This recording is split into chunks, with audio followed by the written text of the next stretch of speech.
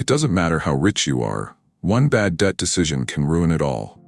History is filled with billionaires, celebrities, and influencers who had it all, then lost everything to the seductive trap of debt.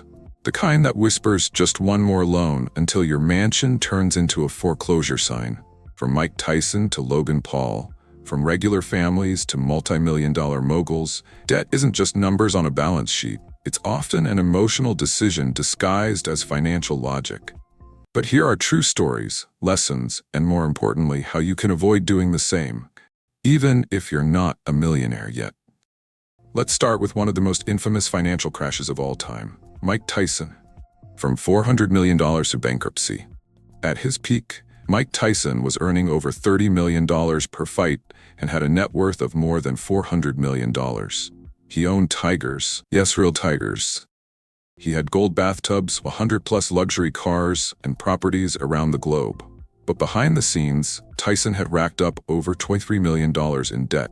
That included unpaid taxes, child support, and loans taken to maintain his hyper-luxurious lifestyle. He filed for bankruptcy in 2003. Tyson once said in an interview, "I was trying to keep up with a lifestyle that wasn't sustainable. You can earn a fortune, but if you don't respect money, it disappears faster than it came." And that's lesson one. Lifestyle inflation is the silent killer. You don't need to be a celebrity to fall into this trap. Even middle-income earners stretch themselves on car loans, credit cards, and personal loans to feel wealthy, while burying themselves in interest. Social media has created a dangerous illusion. Luxury is now expected.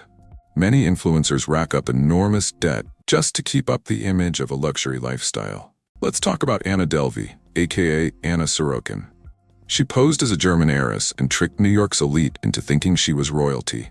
She lived in 5-star hotels, ate at the most expensive restaurants, and traveled in private jets, all on borrowed credit, fake wire transfers, and unpaid bills.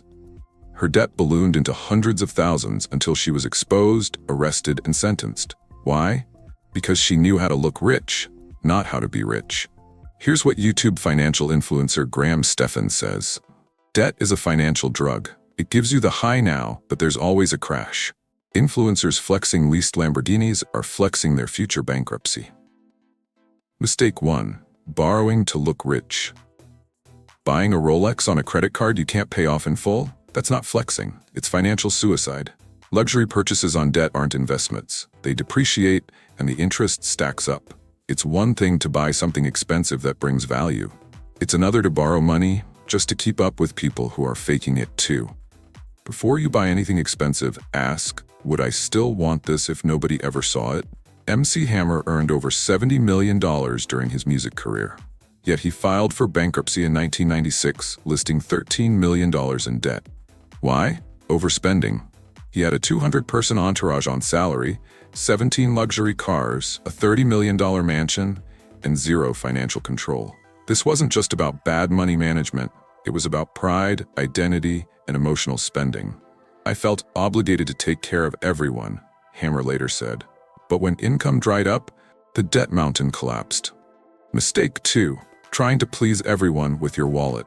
Whether it's friends, family, or fans, people will always want more from you if you let them. But debt you take on to fund someone else's happiness rarely brings peace. Set a financial firewall. If someone needs help, never loan more than you're willing to lose.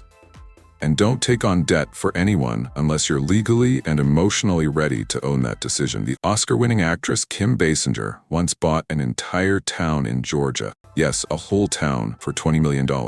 Why? To turn it into a tourist hotspot. But she financed the purchase with heavy borrowing and lacked a business plan. When the project failed, and a legal battle over a canceled film hit her with $8.1 million in damages, she filed for bankruptcy in 1993. The key mistake? Taking on business debt without a real business strategy. Mistake 3. Borrowing without forecasting risk. Business ventures fail. But borrowing to fund a risky dream without calculating worst-case scenarios is gambling with your financial future. Don't bet the farm unless you've walked the fields. Validate your idea before borrowing. Use cash reserves when possible. Only borrow when there's a clear path to revenue, and even then, have an exit plan. While Logan Paul isn't bankrupt, he came under fire for allegedly pumping and dumping NFT projects and investing millions into failed ventures like CryptoZoo. Though he's wealthy, many of his followers who followed his lead ended up with worthless digital tokens, many having borrowed money to get in early. Financial YouTuber Andre Jick explained, "The new generation is borrowing money for speculation instead of building wealth. That's not investing, that's gambling in a tuxedo." Mistake 4. Borrowing to speculate. Crypto.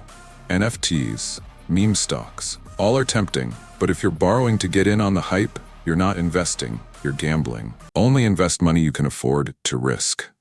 Borrowing for speculation is a one-way ticket to financial regret. If you're using margin, leverage, or personal loans for high-risk assets, stop now. At one point, Johnny Depp was worth over $650 million, but his legal battles revealed he was hemorrhaging over $2 million per month. His former managers claimed he borrowed tens of millions to maintain an insane lifestyle. Private islands, $30,000 a month on wine, and $5 million just to shoot Hunter S. Thompson's ashes into space. That's not debt management, that's financial delusion. Mistake 5. Ignoring the snowball. High-income individuals often assume their future earnings will always bail them out. But income isn't forever. Roles dry up, endorsements fade. If your debt payments snowball faster than income, you're in a trap. Create a reality check budget. Project your income 5 years forward. What happens if it drops by 50%? Will you still survive, or will your debt crush you?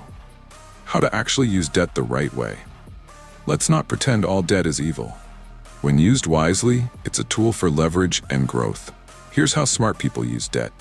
Real estate debt with strong rental yield. Business loans after validating product market fit.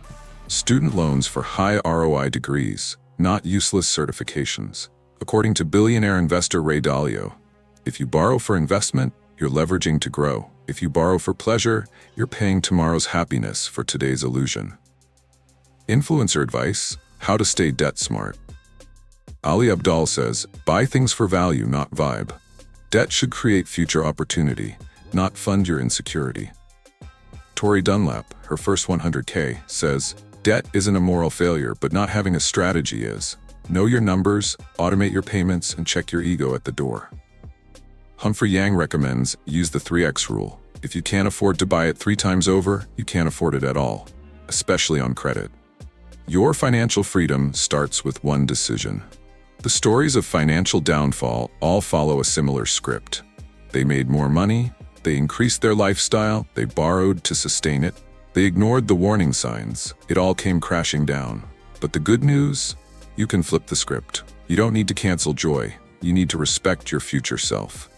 Debt used with intention becomes power. Debt used to impress becomes poison. Let the stories of fallen fortunes remind you. Don't chase the image of wealth, build the foundation of it. Your legacy doesn't depend on what you buy. It depends on what you build and what you're willing to protect.